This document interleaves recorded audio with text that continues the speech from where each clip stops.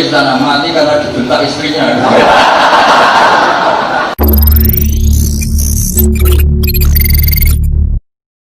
Kalau ada ustadz atau kiai ngaku NU bela Ahok, itu bukan Nahdlatul Ulama, nasi uduk gitu, nasi uduk gitu. Ini nih kiai yang dulu dukung Ahok nih. Ini nih kiai-kiai yang jadi anjing-anjingnya pejabat ini. Ini kiai-kiai yang berdiri depan pintu surga, berdiri depan pintu penguasa dengan harapan sebagian daripada harta mereka, sehingga yang halal mereka bilang haram, yang haram engkau bilang halal, yang hak engkau bilang batil, yang batil engkau bilang hak. Kata Allah, kamu kera-kera bersorban, kamu ustaz jahanam, kamu kiai bangsat. Kata Allah Subhanahu wa taala. Kalau ada ustaz atau kiai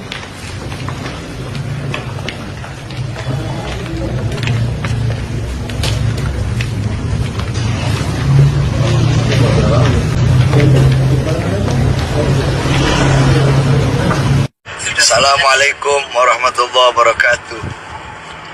Pada hari ini, hari Sabtu, tanggal 16, Alhamdulillah Al-Fakir Bahar bin Ali bin Smith telah bebas dari lapas Pondok Rajak berkat rahmat Allah Subhanahu wa taala yang Maha Kuasa dan atas doa para ulama, khususnya para habaib, para kiai, dan khususnya para umat Islam. Alhamdulillah telah keluar dan insya Allah bisa kembali berdakwah dan berjuang di jalan Allah Subhanahu. Saya mengucapkan terima kasih banyak kepada seluruh umat Islam yang telah mendoakan, yang telah mendukung selama ini, khususnya Imam Besar Al-Habib Muhammad Rizik bin Husain bin Syihab beserta seluruh jajaran daripada front.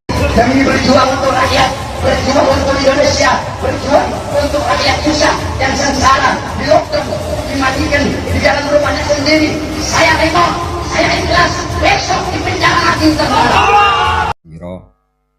Allahumma sholli wa sallim ala sayyidina maulana Muhammadin wa ala alihi wa sahbihi asma'in nama ba'du. Ingkang sangat kula hormati, sangat kula takdimaken Kiai Haji Mustafa Bisri sedanten keluarga, Kiai Haji Yahya dan semua keluarga besar Bani Mbah Bisri Mustafa. Ingkang sangat kula hormati Profesor Dr. Al-Habib Said Aqil Al-Munawwar. Beliau adalah profesor ahli hadis juga sekaligus ahli tafsir yang sangat kita hormati, sedanten yang hadir kita hormati. Mari bersama-sama nikmati audisi ini. Jadi ini saya digambar Mbah Mus untuk audisi. Jadi saya lulus apa enggak ya enggak tahu. Tapi saya pastikan tadi kalau Profesor Said Aqil Al-Munawwar fasih membaca Al-Quran, saya akan menjadi kompetitornya, akan fasih memaknai tafsir Quran. Karena saya sudah tidak mungkin bersaing di suara. Orang tahu semua kalau suara saya itu jelek. Mungkin Allah mau bagi-bagi rezeki. Jadi kalau saya suaranya bagus, nanti tidak diundang jadi mufassir, diundang jadi penyanyi hadroh. Jadi sudah itu saya nikmati saja. Begini, saya dari awal itu sudah saya perkirakan. Jadi kalau nasib saya baik, itu kalau kalian tidak paham itu akan ngomong gini, wah ilmunya Gus Bak tinggi sehingga kita tidak paham. Itu kalau nasib sedang baik. Kalau nasib saya buruk, itu minim artikulatif sehingga menjelaskannya bulat, itu pasti nggak pinter orangnya, karena menerangkan saja tidak mudah apa difahami. Tapi kalau nasib sedang baik, sampeannya nggak paham malah muji ilmu saya yang tinggi, padahal kadang nggak memahamkan, memang rumusnya itu salah sehingga bulat. Tapi insya Allah nasib saya malam ini baik. Begini, saya dulu pernah berdoa berkali-kali sama Allah Subhanahu wa taala bahwa saya ingin membaca Quran itu fasih fil makna. Fasih itu artinya jelas, runtutan logikanya jelas. Sehingga barokahnya fasih itu logika Quran atau logika yang dibangun Quran itu menjadi benar-benar logika yang diterima siapa saja, termasuk diterima oleh orang kafir. Kita tahu Umar itu masuk Islam sebelum mondok apa enggak pernah mondok? Sebelum mondok, enggak pernah beliau ngaji tafsir. Enggak pernah mondok. Tapi beliau dengar Quran itu paham. Karena logika yang diutarakan Quran itu logika sesuai fitrah salimah. Sesuai akal yang apa? Sehat. Saya di mana-mana cerita karena ini kebanggaan para mufassir. Ketika Jubair bin Mut'im bin Adi menceritakan bapaknya yaitu Mut'im bin Adi. Beliau adalah orang yang sangat pintar sekali sehingga didelegasikan oleh kafir Quraisy untuk jadi negosiator di Asra Badrin. Jadi perang Badar itu kan ada Asra Badrin, orang-orang kafir yang ditawar Islam. Kemudian orang ini diutus untuk jadi negosiator. Singkat cerita pas datang ke Madinah pas Rasulullah SAW baca surat Wattur wa kitabim mastur fi raqim mansur sampai ayat am khuliqu min ghairi syai'in am humul khaliqun. Sampai ayat am khalaqus samawati wal ard. Di ayat itu Allah menceritakan kalau Tuhan-Tuhan yang kamu anggap Tuhan itu sebagai Tuhan, misalnya Lata, Uzza, Manat, enggak apa-apa kata Allah. Tapi kata Allah saya minta bukti prestasi mereka apa kalau sebagai Tuhan itu. Apakah pernah ikut menciptakan langit bumi? Atau kalau enggak bisa menciptakan urun kata Allah, urun semen sak-sak kata Allah. Penting urun. Sehingga logika lalu terbangun, prestasinya apa? Tuhan-Tuhan yang kami tuhankan itu.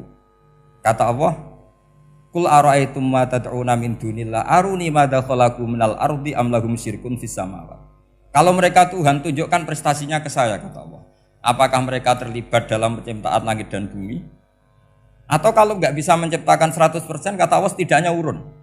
Ya tadi urun semen, am lahum syirkun fis samawati. Syirkun maknanya urunan. Lalu ketuhanan berhala Uzza dan sebagainya batal karena ayat ini. Orang kafir berpikir wah ini tidak Tuhan karena nggak punya prestasi apa-apa. Lalu mereka secara ekstrim malah berpikir ateisme, tidak mengakui adanya Tuhan. Kalau nggak diakui adanya Tuhan berarti alam raya ini dimulai dari ketiadaan.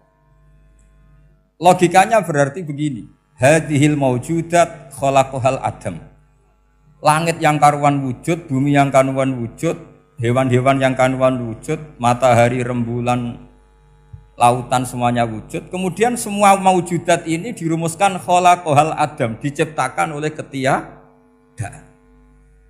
Pertanyaannya adalah ma huwal junun asyaddu min hada. Kegilaan apa yang lebih parah ketimbang ini?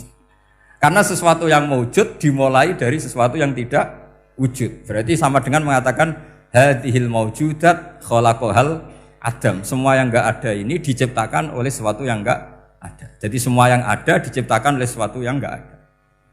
Maka Quran ketika ngetikan am khuliqu min ghairi syai'in. Apakah kalian semua atau mereka semua diciptakan min ghairi syai'in, min ghairi khaliqin maujudin. Saya ngecek di beberapa tafsir termasuk bukan kitab tafsir tapi maknanya sama seperti di Ihya. Masa alam raya seindah ini, seeksistensi ini, senyata ini kemudian diciptakan oleh sesuatu yang tidak ada. Mereka akhirnya mikir, ya harus diciptakan oleh sesuatu yang ada. Nah karena sesuatu yang ada ini posisi pencipta, maka harus berstatus super. Nah super ini oleh ulama dibahasakan wajibil wujud. Maka zat yang menciptakan ini namanya zat sing wajibil wujud. Lalu wajibul wujud ini oleh Islam disebut Allah Subhanahu wa ta'ala. Kayak apa fasihnya Quran bikin logika? Atau orang yang jadi Tuhan itu yang mengklaim sebagai Tuhan? Itu juga mungkin, yang penting mewujud. Siapa itu? Fir'aun. Fir'aun itu mengaku sebagai Tuhan. Dia sudah sah dari segi dia wujud. Namanya orang wujud punya eksistensi, mungkin berkreasi. Saya ulang lagi, namanya orang wujud punya eksistensi tentu mungkin berkreasi. Tapi pertanyaannya begini, ketika Musa tanya, pertama ditanya Musa, lalu kamu kalau menyembah selain saya, nyembah siapa? Kata Musa, Rabbul Alamin. Siapa Rabbul Alamin? Rabbus samawati wal ardi, yang menuhani langit bumi. Terus kata Fir'aun tidak jawab, manggil Haman. Haman, kamu kan arsitektur, coba ibnili sorhal ali abluhul asbab. Ya Haman ibnili sorhal ali abluhul asbab. Bangunkan sebuah piramida yang tinggi, la'ali at-tali'u ila ilahi Musa. Saya ingin melihat Tuhannya Musa. Lalu kemungkinan Tuhan di bumi, kata Fir'aun, ma'alim tulakum min ilahin ghairi. Kemana-mana saya melihat yang jadi Tuhan saya. Musa ngerti kalau Fir'aun ini pekok cara bahasa Jawa itu.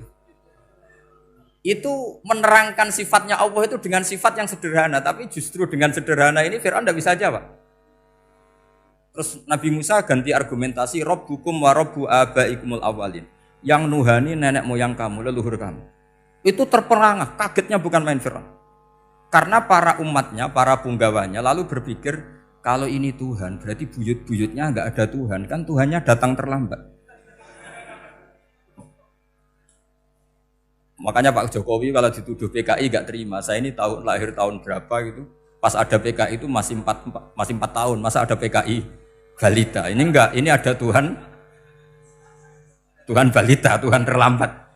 Pertanyaannya adalah kalau Fir'aun itu Tuhan, lalu bapaknya, mbahnya, buyutnya Tuhannya siapa? Makanya ketika Allah disifati Nabi Musa, Rabbukum wa Rabbu abaikumul awalin. Yang nuhani nenek moyang kamu, itu kagetnya bukan main. Dan semenjak itu banyak punggawa Fir'aun yang iman.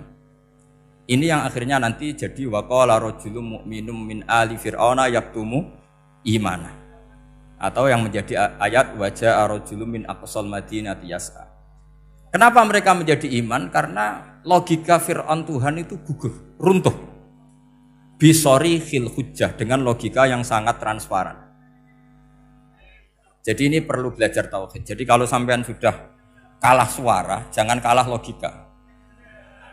Kalau sudah kalah suara, kalah logika, jangan kalah tinggal mendengar saja kok tidak paham bangunnya gitu. Jadi ini sering saya utarakan. Makanya banyak ulama mengatakan fasihu ibaratil Quran itu bukan sekedar notnya atau sajaknya kalau boleh dibilang saja. Tapi karena runtutan cara berpikirnya. Maka kelihatan sekali di tema-tema Quran. Ketika nyifati Allah Rabbus samawati wal ardi tidak mengalahkan Fir'aun, justru dengan sifat yang ringan Rabbukum wa Rabbu abaikumul awalin bisa mengalahkan Fir'aun. Nah, kenapa sekarang orang tidak fasih baca Quran? Karena tadi perangkat itu tidak cukup. Saya berkali-kali matur, juga sering matur Mbah Mus. Saya itu sekarang masih belajar Al-Ibris, Mbah Misbah, Marbawi, semua khazanah tafsir, baik yang bahasa Jawa, bahasa Melayu, itu masih saya pelajari. Termasuk saya pelajari lughatnya. Mulai lughat yang setengah benar sampai macam-macam. Saya tadi matur sama Profesor Said Aqil Al-Munawwar. Memang bacanya harus urut, Said Aqil Al-Munawwar. Karena sekali salah, Said Aqil Sirat. Sebenarnya enggak apa-apa, ini sama-sama orang alim. Cuma enggak tahu nasib di publik ini, enggak tahu saya ya, macam-macam lah gitu. Namanya orang banyak. Enggak usah dijelaskan. Tapi semuanya baik. Saya pernah ketemu Pak Said Aqil Sirat itu bilang gini, Gus, orang jadi wali itu sebabnya 2. Mungkin kalau kayak jenengan banyak pecintanya, yang doakan banyak. Kalau saya banyak yang benci, wah itu ngirangi dosa gitu kan. Batin ku dasar wong alim bener wah. Jadi beliau nikmati memang itu. Karena babanya beliau itu sama dengan babah saya yang dari keluarga Kudus. Buyut saya itu kakaknya buyutnya Pak Said Aqil. Jadi makanya jangan pernah benci orang alim. Orang alim bulet atau kayak apa itu masih saja punya alasan. Saya itu dengar Kiai Bisri, cerita Kiai Bisri itu tidak ada yang serius. Dulu ketika ada polemik haji yang mu'alim, itu orang kumpul semua di sini. Kata Kiai Bisri, sudah nunggu Mbah Fadl. Mbah Fadl sudah di rumah. Ngiranya orang itu ya Mbah Fadl rawuh dileteh. Setelah lama Mbah Fadl tidak datang. Loh Kiai Bisri, Mbah Fadl tidak datang. Lah ya di rumah. Lah mana kok tidak ada? Ya di rumahnya sendiri. Karena beliau enggak pernah bilang di rumahnya. Orang saja yang kepikiran kalau itu rumah leteh. Itu mirip seperti guyonannya Rasulullah SAW. Nabi itu kalau guyon itu tidak pernah bohong. Makanya di tiba itu disebut wayam zahu wala yaqulu illa haqqan. Nabi itu ya guyon, tapi enggak pernah bohong. Yang bohong kan khayal kamu. Masyhur itu ada orang sepuh sowan Nabi. Di kitab saya itu perempuan, tapi di beberapa kitab lelaki. Saya tidak tahu pastinya berapa. Biasanya ahli hadis mentahmilkan taat dudul kisoten atau taat dudul wakiaten. Oke, kita bayangkan itu perempuan. Ya Rasulullah, saya ini tergesa-gesa, nanti takut kemalaman. Ini orang sepuh. Jadi jangan kamu bayangkan Nabi Suwani wong ayu nom nanti jadi hoax. Orang sepuh. Oh di sini aja, tidak usah tergesa-gesa pulang kata Rasul. Lah nanti gimana? Saya jalan kaki ya Rasulullah sampai kampung saya itu nanti malam. Kata Nabi, la ahmilan naki alab binafo.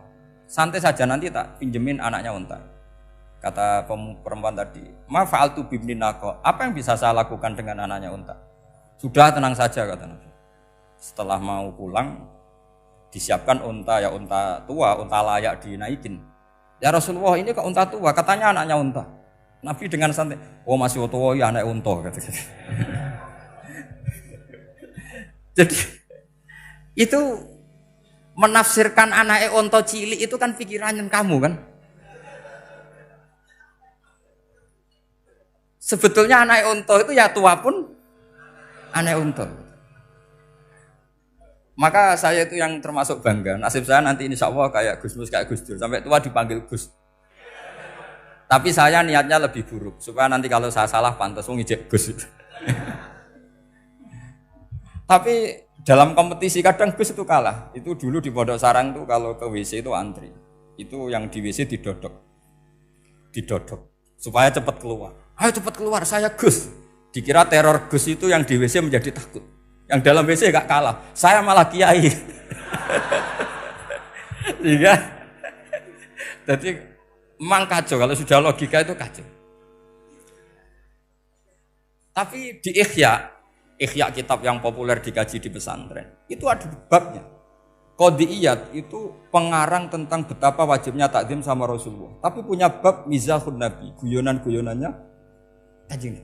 Cuma Nabi seninya tadi wala yaqulu illa haqqan. Meskipun guyon itu enggak pernah bohong, itu butuh seni itu. Bohong apa guyon tapi tidak pernah bohong. Tapi umatnya ada saja yang pernah niru. Ya termasuk Ki Bisri tadi. Sudah nunggu Mbah Fadl, sudah di dalam. Ketika ditunggu ternyata ya dalamnya Mbah Fadl sendiri bukan di dalam apa? Leteh. Ada seorang raja yang gemar kawin karena orang Arab gemar kawin. Itu setiap ada perempuan cantik ingin dinikah. Nikah itu masih baik, jadi sama ndak usah anti. Soal kamu dengki sama orang poligami itu ya hasut gitu namanya. Yang layak biar poligami, asal ada yang mau dan siap-siap ada tambah satu, hilang satu. Biasanya kan. Singkat cerita dia itu cinta sama seorang perempuan. Nah perempuan itu ditanya-tanyakan sama pemuda situ ajudan dia. Gimana saya boleh nikah itu? Jawabannya tadi kaifa tankihuha wa qad ra'aitu qabbalaha rajul. Kok kamu nikahi gimana? Saya pernah melihat dia itu dicium seorang lelaki. Kamu itu seorang raja, masa nikahi perempuan yang pernah dicium seorang lelaki? Wah itu miso-miso raja. Udah enggak. Saya ini raja muslim soleh, masa nikahi orang yang pernah dicium lelaki? Suatu saat si pemuda ini menikahi perempuan itu. Mangkelnya bukan main, karena dia saingan sama raja, gak mungkin menang. Satu-satunya menang itu bikin hoax tadi itu. Ini cerita ini di Ithaf, di sarahnya Ihya. Kamu kira di ini di cerita Alfu Yaumin wa Lailatin Abu Nawas, enggak, ini cerita di Ithaf. Kitab yang sangat sakral karena sarahnya apa? Ihya. Setelah nikah, maki-maki raja. Orang enggak punya harga diri, perempuan pernah dicium orang kok dinikahi. Tadri mandalikar rajul, kamu tahu siapa lelaki itu? Huwa abuha, yaitu bapaknya. Oh terrajan wasem, enggak ngerti gitu. Jadi apa? Kiai-kiai dulu itu rileks. Sehingga saya datang ke sini ketika diminta sama Mbak Mus. Sebenarnya enggak diminta, diperintahkan. Karena pasti pakai agak-agak otoriter gitu. Karena di atas kita, jauh di atas kita. Mbah Mun guru saya aja manggil beliau Lek. Karena kita tahu Mbah Mus punya ibunya itu binti Khalil Harun. Mbah Khalil itu, saya punya manakibnya banyak tentang Mbah Khalil Harun. Jadi beliau itu adiknya Umar Harun. Mbah Umar Harun itu dulu alim-alimnya Ki Sarang, setelah Mbah Ghazali itu Mbah Umar Harun. Termasuk Mbah Khalil Harun yang ngaji sama kakaknya Umar Harun. Setelah beliau alim alama, singkat cerita setelah menyelesaikan pendidikan, pindah ke Kasingan itu dibawain santri oleh kakaknya namanya Umar Harun. Nah Mbah Harun itu punya istri namanya Mbah Sinto, itu saudaranya Mbah Ghazali.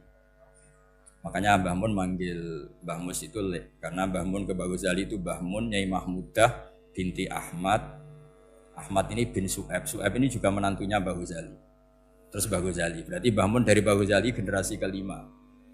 Kalau Mbah Mus kira-kira ya Mbah Mus, Nyai Bisri, Mbah Khalil. Nah Nyai Sinto ini sudah saudaranya apa? Mbah Ghazali. Berarti Mbah Mun dengan Gus Mus itu kalah satu tokoh di urutan nasab. Makanya manggil apa? Lek. Tapi Mbah Mus orang baik tidak pernah manfaatkan itu. Yang sering manfaatkan Mbah Nawawi itu. Karena pernah sepuh itu wah sembrono kalau sama saya itu. Saya di mana-mana itu digosipkan murid beliau. Ya saya ikhlas saja. Itu satu-satunya harga diri Mbah Nawawi ya saya ikhlas. Saya ikhlasnya. Jadi karena memang saya manggil beliau juga memang pernah nyembah. Buyut saya kandung itu namanya Maimunah, itu mbaknya Mbah Dowi. Jadi saya ini juga Bani Lasem. Buyut saya kandung namanya Maimunah, istrinya Mbah Umar bin Arabi. Melahirkan mbah saya sampai ibu saya sampai saya.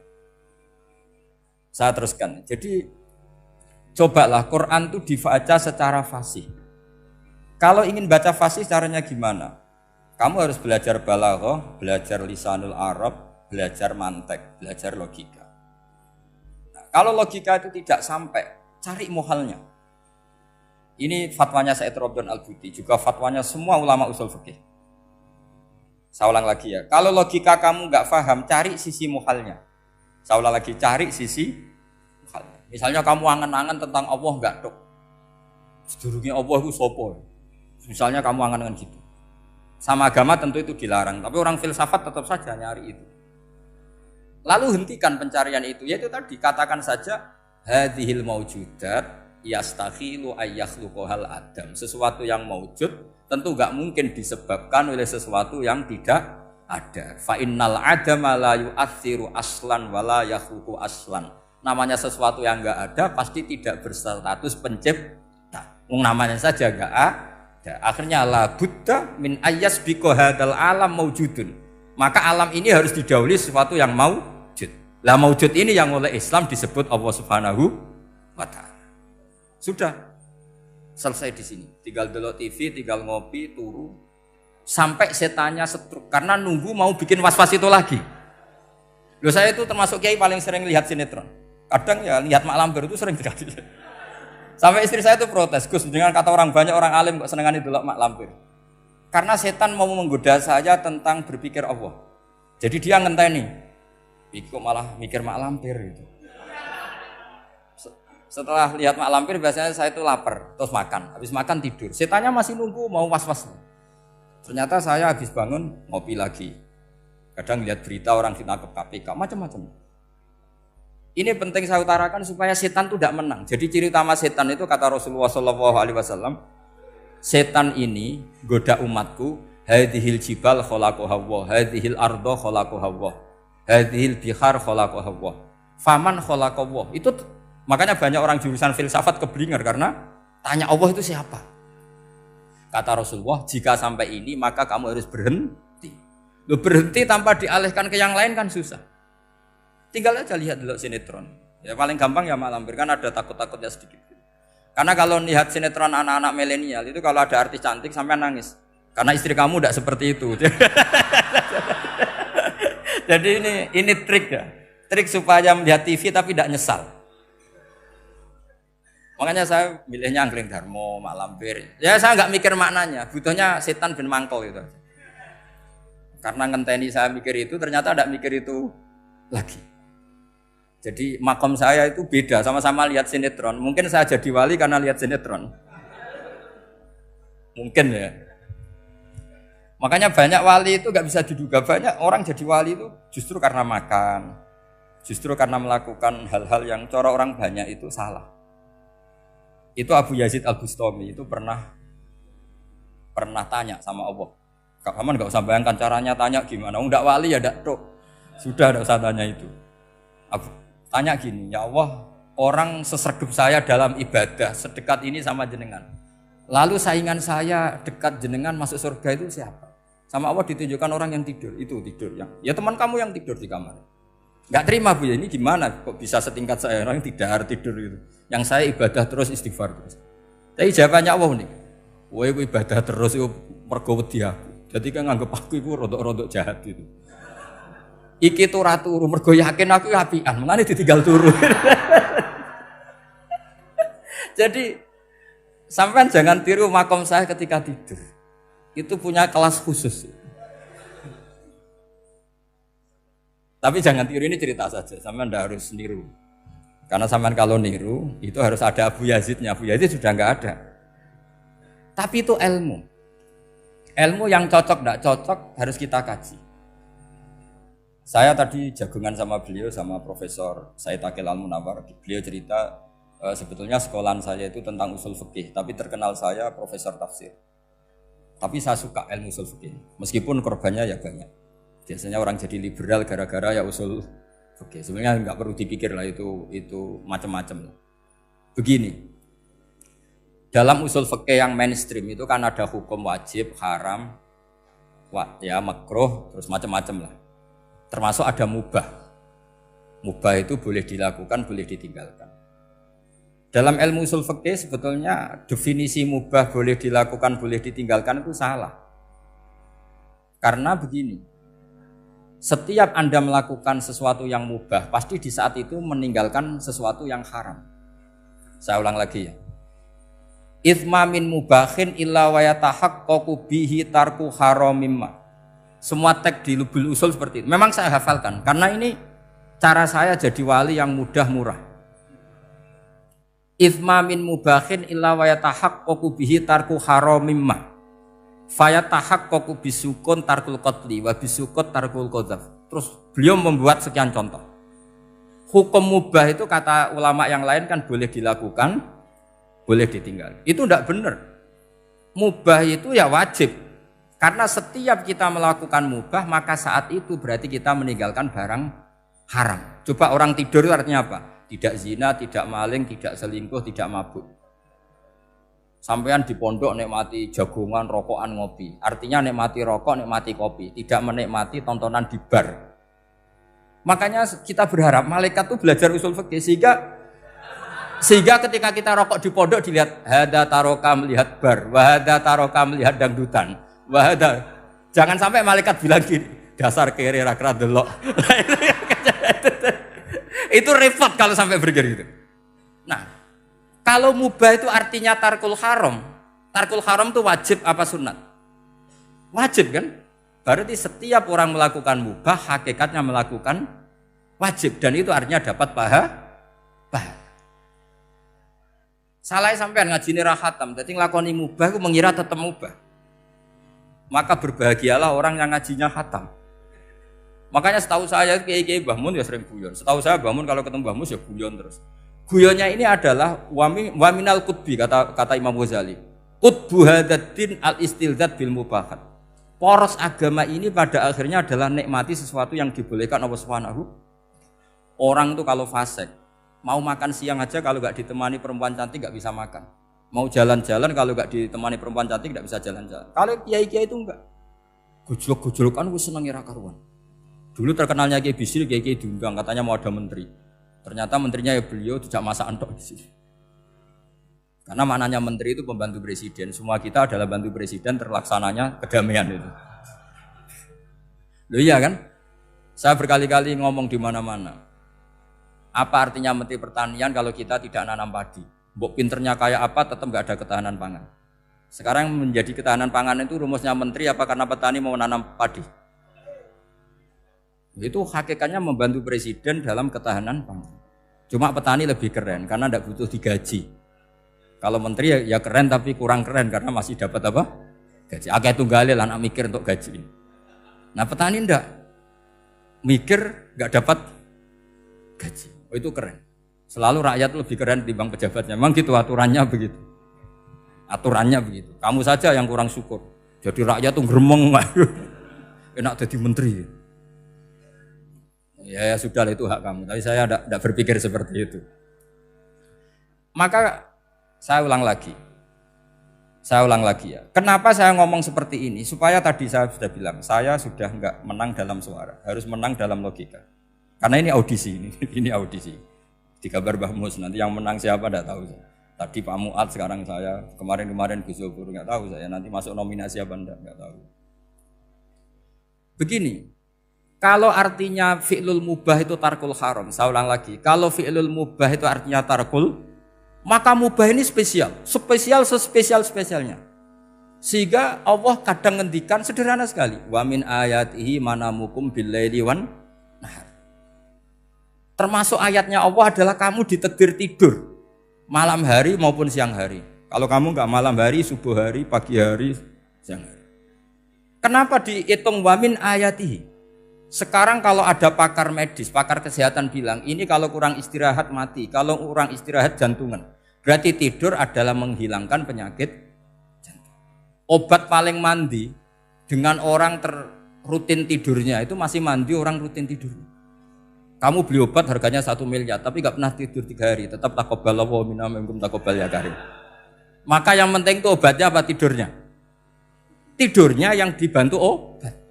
Tapi kalau obat tok gak dibantu tidur, masih sakit. Berarti penting mana tidur sama obat? Karena penting tidur wa min ayatihi.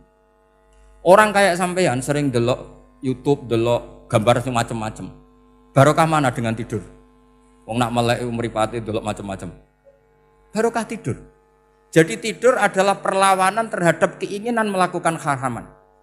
Ya, saya ulang lagi, tidur itu adalah perlawanan terhadap keinginan melakukan keharaman. Jadi kalau mau tidur nyati gini, ya Allah, siap tidak berangan-angan tentang maksiat terus tidur. Itu wa min ayatihi. Jangan kok gak di duit terus ngombe sing akeh ben iso ngantuk. Wah ini tidur yang untuk melawan kemiskinan. Supaya lupa utangnya tidur, lupa kasusnya, itu udah akan jadi wali yang seperti itu. Kalau jadi wali tak gugat gitu. Nah, sehingga karena mubah itu tarkul haram, Allah itu sering menghitung ibadah yang super itu halal mubah. Misalnya Allah ngendikan kulu washrobu, kamu harus makan. Sekarang gini, jaga kesehatan itu wajib enggak? Wajib. Kalau saya tidak sehat tidak bisa ngaji di sini. Apalagi Mbah Mus kalau nggak sehat ditunggu orang se-Indonesia fatwanya. Dan di antara cara sehat kamu harus makan. Kalau nggak makan sakit. Lalu makan dengan posisi menyehatkan orang yang bisa fatwa, bisa mulang, bisa macam-macam. Posisi ini super apa tidak super? Super. Maka Allah kadang sederhana ngendikan ibadah itu kulu wasrobu jom kowe yo mangan yo. Tapi ayat ini menjadi tidak hebat kalau dibaca orang tidak pernah ngaji usul fikih. Pangeran piye to? Dirimo ngongkon mangan kowe dikongkokno kulu. Wis ora usah ngono ya wis mangan. Rusak Quran kena makna ngono iku rusak. Kamu tahu superiornya ayat kulu wasrobu kalau belajar fa inna fi'lal mubah berarti tarkul haram karena saat melakukan mubah artinya tarkul haram. Dan tarkul haram itu penting. Sekarang gini, merusak diri sendiri haram apa enggak? Haram. Untuk supaya tidak rusak kamu harus makan. Berarti makan wajib apa sunat? Wajib. Lho sing haram itu kalau tulung piring dintekno. Nah, dengan cara pemaknaan seperti ini, Quran akan superior. Bahkan di ayat-ayat yang kelihatannya sederhana, kulu washrobu, wala tusrifu. Ketika Nabi Musa dimenangkan mengalahkan Fir'aun, itu Allah firman pertama gitu, kamu harus makan mimma rozaqnakum. Cuma syaratnya wala tatghaw fihi fayakhilla alaikum ghadab. Kalau kamu berlebihan nanti dapat ghadab saya. Nah khawatir saya kalau ilmu ini sudah hilang, terus ayat-ayat yang biasa tentang kemanusiaan dikira biasa. Padahal ayat ini super, misalnya nikah. Nikah itu oleh Allah, perempuan yang kita nikahin, itu oleh Allah disebut surga. Saya punya bukti, misalnya gini ayat ya, wala tangkihul musyrikati hatta yu'min, wala amatum mu'minatun khairum min musyrikati walau a'jabatkum. Terusannya ayat, wala tangkihul musyrikina hatta yu'minu. Wala abdu mu'minun khairum min musyriki walau a'jabakum. Terusannya ayat itu ulaika yad'una ilan nar.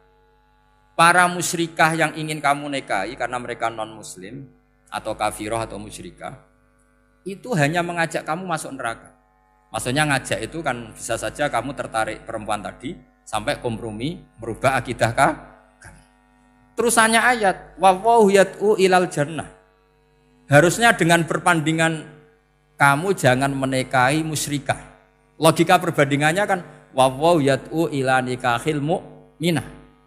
Saya ulang lagi, harusnya muqabalahnya kan wawaw yad'u ila nikahil mu'minah. Allah mengajak kamu supaya menikahi mu'minah. Tapi kata mukminah sama Allah diganti wawaw yad'u ilal jannah. Allah mengajak kamu masuk surga. Ila nikahil mu'minah. Artinya gini, setiap kamu hubungan intim sama istri kamu itu adalah menjadi kamu tidak zina. Jadi kalau kamu tidak zina, barokahnya istri kamu ini penopang kamu masuk surga. Makanya Rasulullah pernah ditanya, ibadah itu apa saja? Nabi secara ringan diantara jawabannya, wa fi buti ahadikum shadaqah. Sudah kamu ngumpul istri kamu itu ya ibadah. Terus kata sahabat-sahabat, ya Rasulullah ayati ahaduna syahwatahu wa walahu ajrun.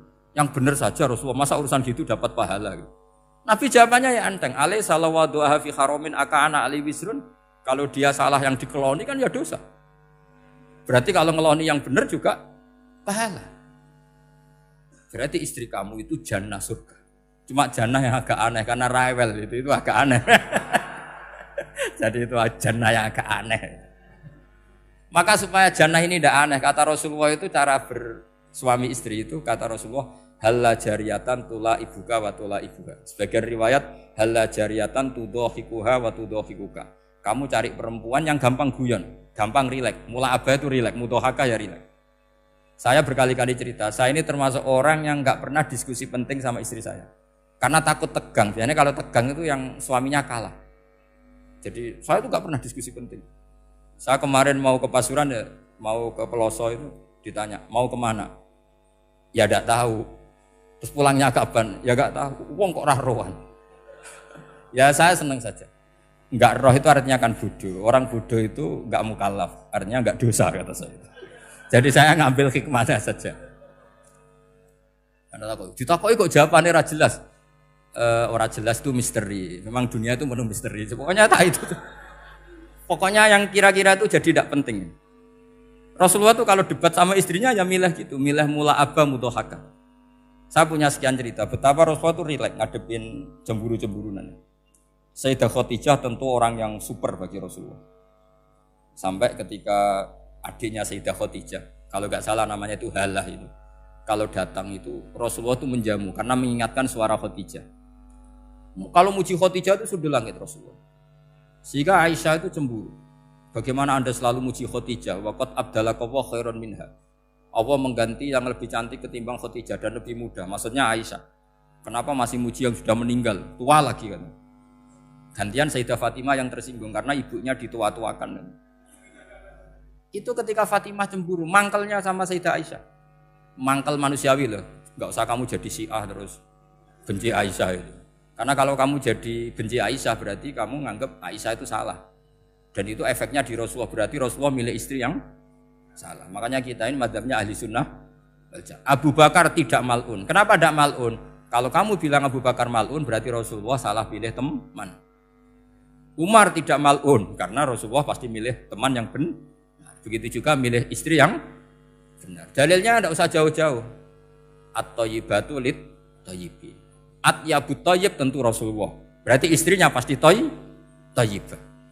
Jadi madzhab ahli sunnah dalam madzhab sing jelas-jelas min baini farsi wa damil labanan khalisan sa'iwal lisyari. Jadi kalau kamu cari logika gampang saja. Nabi itu thayyib, bahkan atyabut thayyib.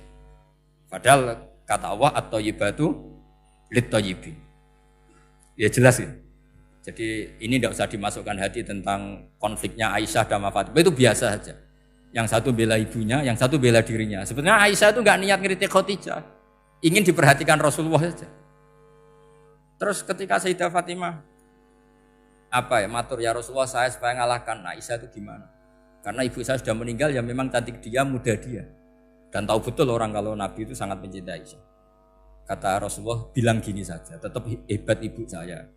Karena ibu saya dapat Rasulullah rondo untuk Joko. Kowe ayu kaya apa iku untuk dudo. Jadi rileks saja Rasulullah. Akhirnya ya semenjak itu enggak ngeritik lagi, bahaya ini kalau ngeritik. Khadijah itu kan sudah umur 40 tahun. Janda dapat Joko. Aisyah perawan untuk Dudo. Keren mana? Keren Khadijah. Jadi tidak semua masalah itu Nabi itu menyelesaikan cara ekstrim. Nabi itu biasa mula apa? Santai rileks. Nah, kalau para mbak-mbak ini ingin jadi surga yang enggak aneh, syaratnya jangan rewel karena di surga itu enggak boleh ada orang rewel. Tapi kalau enggak rewel sementara suami kamu enggak bener, ini namanya goblok. Maka kata Mbah Mun kalau ngijazahi santri-santrinya, "Cung bojomu kudu rewel, enggak ngono fakir," kata Mbah Mun. Tapi santri yang di belakang gremeng, "Iya, Mbah, nak fakir, nak jantungan mati." Makanya sering itu. Jadi di antara ulumil Quran itu ada istilah maudhi'ul mutmar mengganti maudhi'ud dhamir atau maudhi'ul lafzi menggantikan lafdan akhar.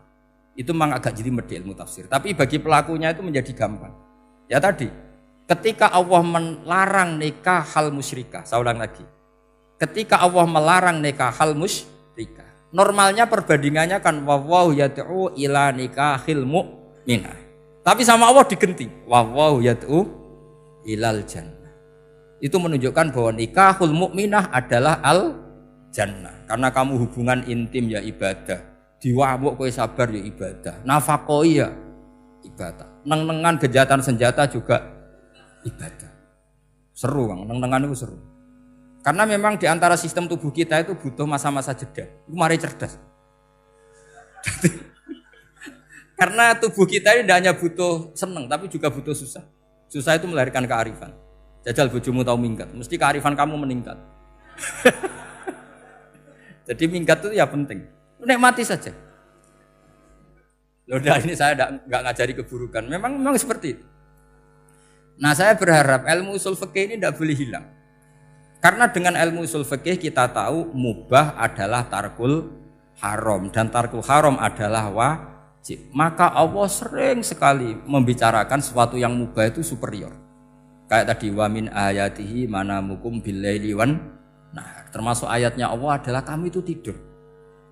Cara berpikir tadi, kalau saya tidak tidur sakit, kalau sakit habis biaya banyak. Sementara tidur hanya butuh seperti ini. Betapa baiknya Allah dengan tidur bisa menjaga kesehatan yang kalau tidak dijaga berbiaya tinggi. Berarti hadan naumul ibadah. Terus ulama bilang tidur itu ibadah kalau niatnya litaqawi alal ibadah. Tapi nak wae blojo turu lah itu sing masalah. Tapi tentu ilmu itu ada pembanding. Sekarang ketika kamu tidur itu tarkul wajib apa tarkul haram lah itu masalahnya. Seringnya kamu itu tarkul wajib. Wae mulang turu. Wae ngantor wong kerja turu. Lah itu tarkul haram atau tarkul wajib? Tarkul wajib. Kalau tarkul wajib berarti status tidur kamu haram. Sudah pinter ini sudah maju ini sudah maju. Jadi saya belajar usul fikih lagi-lagi karena untuk menjadi mufassir itu harus menguasai balaghah, menguasai usul fikih, menguasai lisanul arabi. Nah, lisanul arabi yang sering saya contohkan berkali-kali. Saya punya kitab namanya Ar-Risalah. Orisinil karangannya Imam Syafi'i. Saya baca beberapa kali khatam. Juga saya beberapa kali bacakan santri. Itu kalau memaknai Quran secara lisanul arabi itu gampang sekali. Gampang sekali. Ketika Imam Syafi'i mengatakan kamu boleh tayamum ketika bepergian dan saat bepergian itu tidak menemukan air. Syaratnya kamu tolabul ma', cari-cari dulu. Ketika ditanya sama ashabu Syafi'i, kenapa harus cari-cari dulu? Jawabannya enteng. Li'anna Allah ta'ala yaqul falam tajidu ma'an wala yuqalu liman lam yatlub lam yajid. Karena Allah ngendikan kemudian kamu tidak menemukan air. Di mana-mana tidak menemukan setelah mencari. Kalau belum mencari namanya tidak tahu. Jadi dari kata falam tajidu ma'an kemudian kamu tidak menemukan. Tidak menemukan berarti apa? Setelah mencari. Sehingga beliau mensyaratkan dicari-cari dulu baru berkesimpulan tidak menemukan. Nah, setelah tidak menemukan kamu baru boleh tayang. Segampang itu ilmu usul fikih di depan Imam Syafi'i. Ulumul Quran dianalisis dengan usul fikih. Ketika ditanya kenapa Anda mensyaratkan nikah itu pakai wali? Ayatnya apa? Kalau hadisnya jelas, la nikaha illa biwaliyin mursyidin. Ayatnya apa? Imam Syafi'i secara enteng baca ayat fala ta'duluhunna ayyankihna azwajahunna idza tarawdu bainahum bil ma'ruf. Jika wanita yang kamu waleni Saya ulang lagi, jika perempuan yang kamu walikan, misalnya kamu punya anak yang umur 20 tahun ingin nikah sama seseorang, seseorang ini layak, ya misalnya kiai ya apal alfiyah. Tadi kata Mbah Mus itu muridnya Mbah Khalil itu alfiyah diwolak-walik apa. Saking seringnya belajar alfiyah kata beliau sampai santri apal alfiyah wolak-walik tapi raro carane jamak kosor. Karena dulu pondoknya mau pondok nahwu. Jadi kayak di ngelirap itu. Tonggone nganti apal fa'ala yaf'ulu fa'lan. Cinone weh apal saking bedino itu ujiane ra selawatan. Fa'ala yaf'ulu fa'lan wa ma fa'lan wa huwa fa'ilun. Jadi pondok ya macam-macam. Itu saya tadi sampai mana itu? Tentang apa? Wali nikah tadi. Di bab fikih, saya ulang lagi di bab fikih. Itu kata Allah, jika perempuan yang kamu walikan itu ingin nikah, fala ta'duluhunna, jangan kamu larang. Kata Imam Syafi'i, kalau seorang wali tidak punya hak mewalikan, maka larangan jangan menghalangi itu tidak ada gunanya. Misalnya gini, Zaid itu tidak punya utang saya ulang lagi, Zaid tidak punya utang saya. Memang ini ilmu logika, Zaid tidak punya utang saya. Terus sampean bilang ke saya gini, Gus Bah, Zaid ojo tagih. Itu omongannya wong aneh apa enggak? Aneh kan? Tapi kalau Zaid punya utang saya 1 juta, terus kamu menasihati saya, Gus Zaid ojo tagih. Benar apa enggak? Wali itu punya hak melarang. Saya ulang lagi, wali berarti punya hak melarang putrinya tidak nikah. Sehingga diperintahkan Allah, kamu jangan pernah melarang. Berarti punya hak melarang. Kayak tadi, Gus ojo tagih, berarti aku dia hak nagih. Misalnya otoritas bandara ATR, pesawat Boeing sekian-sekian Lion, bolehkan landing di sini. Karena operatornya punya hak melarang, juga punya hak mengizinkan. Tapi kalau orang lain kamu bilangin, pesawat Lion nggak boleh landing di Semarang, orang lain yang nggak terkait dengan otoritas itu, aneh nggak omongan itu? Aneh. Kalau wali dilarang menghalangi perempuan ingin nikah harus memberi izin maksudnya, maka berarti wali punya hak menikahkan. Paham yang saya maksud? Makanya Imam Syafi'i mensyaratkan seorang perempuan yang nikah harus pakai wali. Jadi segampang itu. Kitab Ar-Risalah menerangkan ulumul Quran. Dan dalam banyak hal ulama dulu itu, makanya saya tadi berjanji, karena Quran itu bisa kamu baca fase, kamu dengerin suara enak ya enak, kamu dengerin logika yang enak ya enak. Jangan sampai kamu udah dua-duanya. Suaranya sudah ada enak, logikanya tidak enak, itu kacau namanya. Ketika Imam Syafi'i ditanya, bagaimana hukumnya uzubah? Uzubah itu enggak nikah. Padahal ada hadis faman rohiba an sunnati falesa. Kata Imam Syafi'i ya enggak apa-apa. Kenapa? Fa inna Allah ta'ala dzakara 'abdan sholihan wa qala wa sayyida wa hasura wa nabiyya minas sholihin. Allah menyebut nabi yang soleh, dan di antara nabi yang soleh itu ada yang berstatus hasur. Hasur itu tidak ada keinginan sama perempuan, akhirnya tidak nikah. Berarti tidak nikah itu boleh karena ada nabi yang tidak nikah. Segampang itu dulu. Saya punya kitab, saya ini baru gencar-gencarnya kampanye kitab Syajaratul Ma'arif. Karena memang kitab itu bagus, menurut saya simpel dalam memahami Quran. Jadi anggap saja ini bentuk penghormatan saya sama Ki Bisri yang sudah mengkhidmai, mengenalkan ulumul Quran lewat tafsir Al-Ibris. Yang Ki Misbah punya tafsir Al-Iqlin. Memang dua beliau itu kalau yang satu ngarang terjemah Alfiyah, yang satu yang ngarang satu. Ini dua kutub yang berbeda, yang satu sangat rileks, yang satu sangat seperti itu. Nggak usah diterjemah nanti jadi repot. Itu ulumul Quran yang ditulis Syajaratul Ma'arif itu gampang sekali. Misalnya begini, beliau bikin judul Babun Nafil Ibad Bikullil Bilad. Bab seseorang harus manfaat kapan saja dia berada. Itu terus beliau qala ta'ala wa ja'alani mubarakan ainama kuntu. Ciri utama para nabi itu ngendikan wa ja'alani mubarakan ainama kuntu. Saya dijadikan di mana-mana itu berkah. Jadi seseorang hidup harus di mana-mana manfaat. Terus ketika beliau ngendikan babun la yutrakul haqqu li ajril batil, bahwa kebenaran tidak boleh ditinggalkan hanya karena ada banyak kebatilan. Beliau terus ngendikan inna sofal marwata min sya'airillah faman hajjal baita wa atamara fala junaha alaihi ayat tawafa bihima. Jadi di sofa itu ada berhala namanya Isaf. Di marwah ada berhala namanya Nailah. Atau sebaliknya, pokoknya Isaf dan Nailah. Terus sahabat kalau mau sa'i, itu merasa dosa karena harus melewati berhala-berhala itu. Sehingga mereka tanya, ya Rasulullah, saya ini tetap tawaf gak? Padahal di tempat-tempat itu ada berhala. Terus kata Allah, tetap tawaf.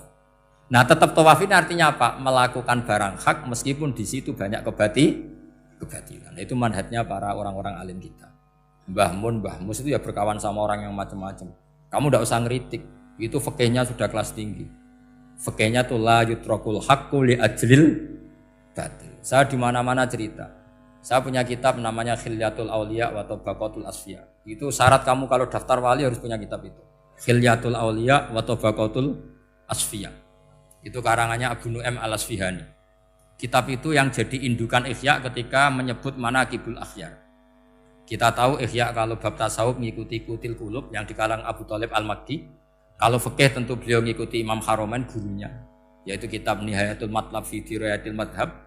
Kalau manaqibul akhyar beliau mengikuti kitab Khilyatul Auliya. Dan mengikuti itu penting kalau dalam tradisi kiai. Enggak boleh seorang kiai kok mikir sendiri, namanya mustakil. Kalau mustakil itu mubtadi', bikin tatanan baru dalam agama. Justru ulama itu harus niru sebelumnya karena sanad itu harus musalsal, enggak boleh. Imam Syafi'i bilang haram terus kamu bilang halal. Terus murid kamu bilang makruh. Terus muridnya kamu, ya pokoknya khilaful aula, enggak boleh gaya-gayanan gitu. Kalau di kampus plagiat itu dilarang, kalau di pondok itu wajib. Makanya banyak kalau tes itu ngerpek. Karena belajar itu tanpa batas katanya. Lu kok ngerpek? Mboten ya, jadi belajar kapan saja. Jadi mboten ngerpek, mutolaah pas tes. Kacau tuh santri itu. Mutolaah tapi pas apa? Tes. Itu dalam kitab Khilyatul Auliya diterangkan. Uniknya rawinya itu siapa? Sufyan bin Uyainah, orang yang sangat khusyuk. Gurunya Imam Syafi'i. Kita tahu Imam Syafi'i punya guru zaman di Mekah itu namanya Muslim bin Khalid Az-Zanji. Dalam hadis ngikuti Sufyan As-Sawri sama Ibnu Uyainah. Tapi beliau intisabnya lebih ke Imam Malik ketika ngaji apa? Muwatta. Terus beliau punya guru usul fikih namanya Muhammad bin Hasan Asy-Syaibani. Itu Sufyan bin Uyainah dalam kitab itu diceritakan pernah suatu saat Isa sama Yahya, ini supaya saya tahu fikihnya Mbah Mun, fikihnya Mbah Mus. Isa sama Yahya itu satu nabi yang sama-sama muda, yang satu angkatan. Saya berkali-kali cerita, nabi yang satu angkatan itu ada 3, tapi yang 2 ini nggak level, yaitu Ibrahim dan Lut. Tapi nggak level karena Lut itu adalah pernah keponakan siapa? Ibrahim. Musa dan Harun, tapi Harun itu nggak levelnya Musa karena dia jadi nabi berdasar proposal Nabi Musa. Jadi Nabi Musa itu alsak, agak pelak, sehingga beliau kalau menjelaskan kesulitan, terus pakai jubir. Makanya kemarin itu ada wali yang kalau ngomong pakai apa? Jubir. Akhirnya Nabi Musa ngendikan apa? Waj'alli waziran min ahli Haruna akhi usdud bihi azri wa asyrikhu fi amri. Ya Allah, saya ini lisannya agak pati fasih, tolong Harun sing huwa afsahu minni lisanan, yang lisannya lebih fasih tolong jadikan nabi. Sama Allah dituruti, Harun jadi apa? Nabi. Tapi yang dapat wahyu Musa, jadi dia hanya jubir. Makanya seangkatan tapi tidak level. Yang seangkatan level itu hanya Yahya dan Isa. Nabi Isa kita tahu berstatus wa yukallimun nasa fil mahdi wa kahla. Jadi mulai kecil sudah pinter. Nabi Yahya ya enggak kalah keren. Ya Yahya khudil kitab bi quwwah wa atainal hukma sabiyah. Ketika kecil sudah pintar. Jadi ini rivalitas dalam ilmu. Makanya khilaf itu penting. Jangan gontok-gontokan, berarti ratau ngaji. Khilaf itu penting. Nabi Yahya itu kalau jalan-jalan sampai Nabi Isa, itu yang Nabi Yahya mesti tanya, aina khiyarun nas, rumahnya orang baik mana? Saya mau nginep di situ. Mesti tanya gitu kalau di satu perkampungan yang beliau-beliau sedang jalan-jalan. Tapi kalau Nabi Isa tanyanya aneh, aina syirarun nas, wong sing elek-elek manggone nang ndi? Akhirnya ini kan terjadi debat, tapi karena sama nabinya ya tidak debat kusir terus, kubu-kubunan, 0 berapa sama 0 berapa, enggak, ini sama. Ya sama-sama 0-0, sama-sama orang ikhlas itu 0-0. Sama lama terus debat kecil. Kenapa kamu tanya aina khiyarun nas? Mana orang-orang baik? Jawabnya Nabi Yahya, ya kumpul orang baik itu enak, nyaman, teduh, enak lah. Nah kamu kenapa kok tanya mau nginep di aina syirarun nas? Ana nabiyun, ana tobibun, udawil mardo. Saya ini dokter, Nabi itu dokter. Di mana-mana dokter menyembuhkan yang sakit. Kalau Anda peneliti penyakit, cari daerah yang banyak endemik penyakit apa yang daerah sehat? Daerah yang kena endemik penyakit. Tapi problemnya Anda sendiri berpenyakitan, kalau ke situ tambah nemen. Nah, itu. Ya sama, kalau kamu kira-kira tidak kuat ya jangan kumpul orang yang seperti itu. Kamu tidak kuat kan, malah katut. Tapi fikih-fikih kiai-kiai kita, guru-guru kita, berteman orang macam-macam tenang saja. Karena mereka kekuatan kesalehannya sudah absolut, sudah kuat sekali. Ya tentu bi'aunillah wa bitaufiqih. Sehingga kamu tidak usah meki para guru-guru kita. Saya pernah didhawuhi Mbah Mun. Ya Cung, ya aku wis ketemu Megawati. Piye-piye Indonesia kudu damai. Engko nak tukaran yo repot. Jane yo piye, aku yo kiai. Artinya beliau harus ketemu karena untuk supaya Indonesia itu damai. Beliau anggap saja makili religius, Bu Mega makili apa? Nasional. Dan Indonesia damai itu kalau ada kerjasama antara kaum nasionalis dan kaum apa? Religius. Jadi yang namanya damai itu penting sekali. Sampai Rasulullah itu pernah berdamai sama orang yang jelas-jelas kafir. Apalagi Indonesia belum sampai seperti itu. Yaitu kita tahu dalam Sulhul Hudaybiyah, Nabi berakad damai sama Suhail bin Amr. Padahal kafir. Nah, kalau kamu Qur'annya sudah seperti itu, maka Qur'an itu punya kekuatan yang luar biasa. Ketika Sayyidina Ali konflik sama Sayyidina Muawiyah, itu dirumuskan kita berdamai. Setelah kita berdamai, terus ada pertanyaan begini. Lalu orang yang sedang konflik itu nak ketemu raine, roh raine gue serasa seneng. Ning dinggon jenenge konflik ketemu raine gue serasa seneng. Oke, kita pakai mediator, kata Sayyidina Ali. Akhirnya Sayyidina Ali pakai mediator, Muawiyah pakai mediator. Terus orang Khawarij bilang, dalilnya apa mediator itu? Enggak ada Qur'annya. Itu orang Khawarij. Sama enggak usah tanya, kalau orang sekarang yang apa Gus? Wah itu mari fitnah, itu provokator berarti tanya gitu. Singkat cerita terus Sayyidina Ali itu agak marah. Karena beliau terbentuk oleh Quran.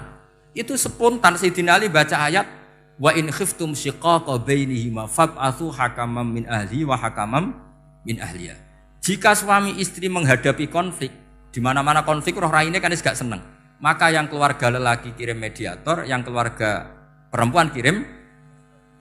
Terus dari Sayyidina Ali, wa ummatu Muhammad a'dhamu min amri rajulin wa imra'atin. Umatnya Muhammad lebih serius ketimbang urusan lelaki dan perempuan. Wong suami istri saja kalau konflik butuh mediator, apalagi hadhil ummah. Segampang itu mereka istidlal. Jadi mediator dalilnya mana ya? Dalilnya wa in khiftum shiqaqa bainihima fab'atsu hakaman min ahli wa hakaman min ahli. Dulu Quran itu seperti itu. Ya sekarang problemnya Quran itu tidak dikaji seperti itu sehingga fasihul ibarat atau fasihul akli atau balaghatut ta'aqqul itu enggak ada. Makanya saya ini pengagum kitab Ibnu Hajar al-Asqalani yang nyarai Bukhari.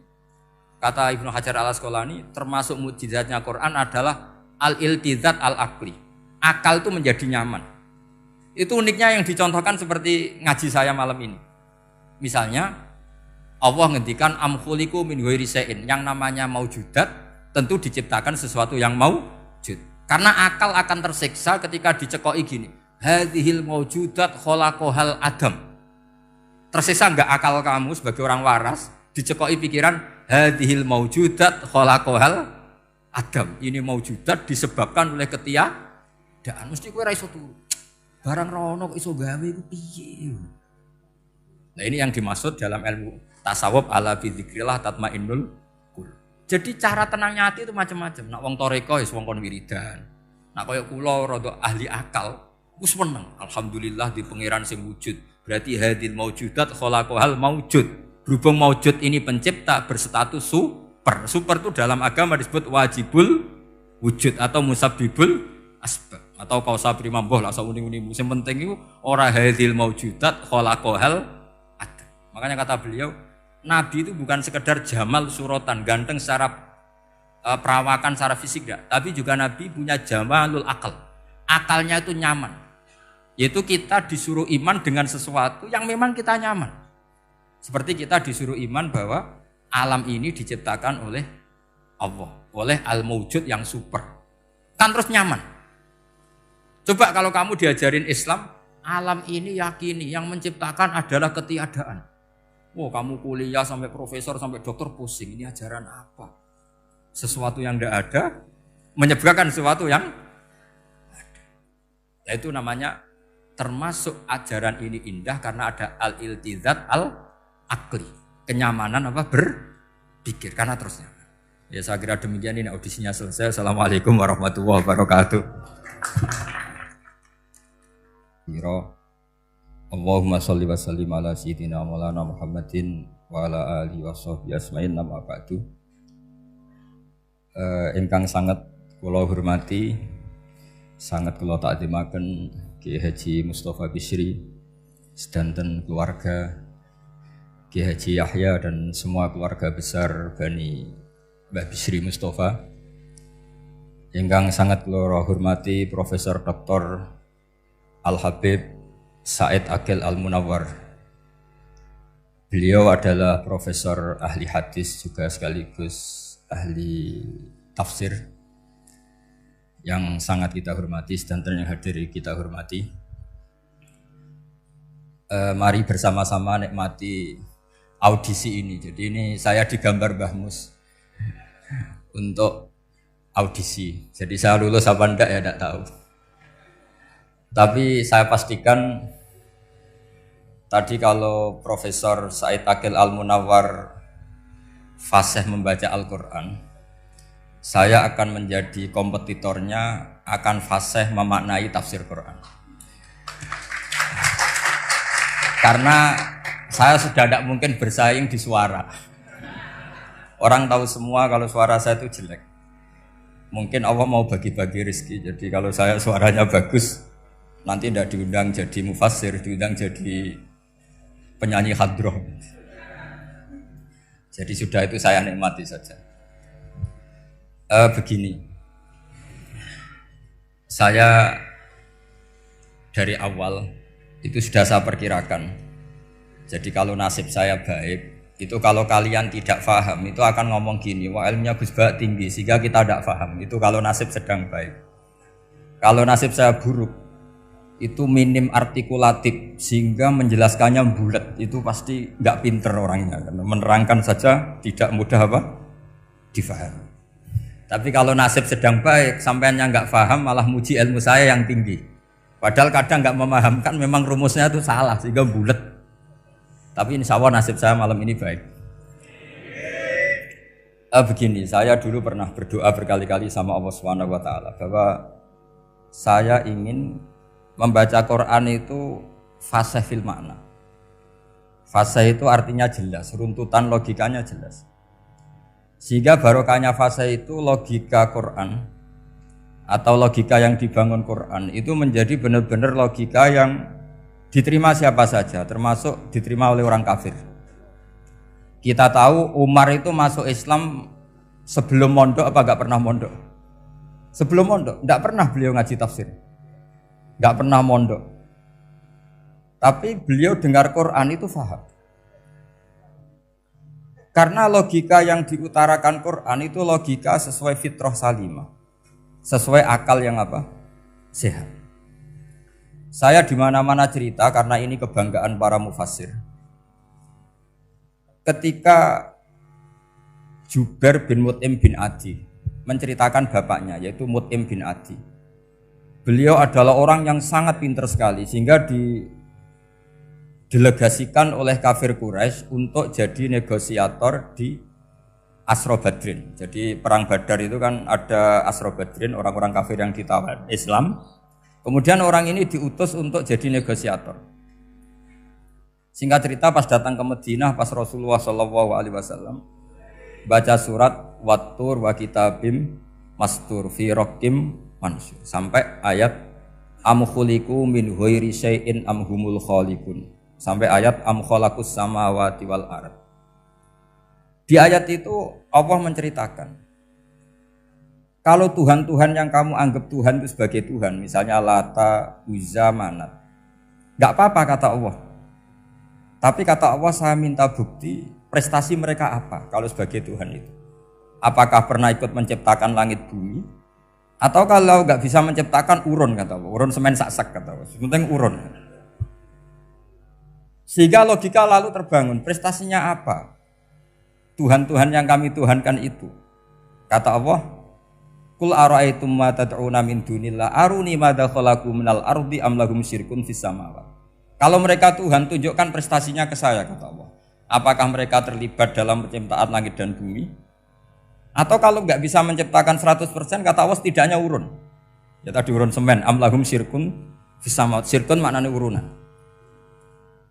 Lalu ketuhanan berhala, Uzza dan sebagainya batal karena ayat ini. Orang kafir berpikir, wah ini tidak Tuhan karena nggak punya prestasi apa-apa. Lalu mereka secara ekstrim malah berpikir ateisme, tidak mengakui adanya Tuhan. Kalau nggak diakui adanya Tuhan, berarti alam raya ini dimulai dari ketiadaan. Logikanya berarti begini, hadhil maujudat khalaqahal adam. Langit yang karuan wujud, bumi yang karuan wujud, hewan-hewan yang karuan wujud, matahari, rembulan, lautan semuanya wujud. Kemudian semua maujudat ini dirumuskan khalaqahal adam, diciptakan oleh ketiadaan.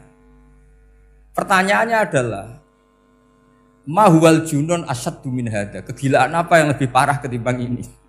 Karena sesuatu yang wujud dimulai dari sesuatu yang tidak wujud. Berarti sama dengan mengatakan hadhil maujudat khalaqahal adam. Semua yang enggak ada ini diciptakan oleh sesuatu yang enggak ada. Jadi semua yang ada diciptakan oleh sesuatu yang enggak ada.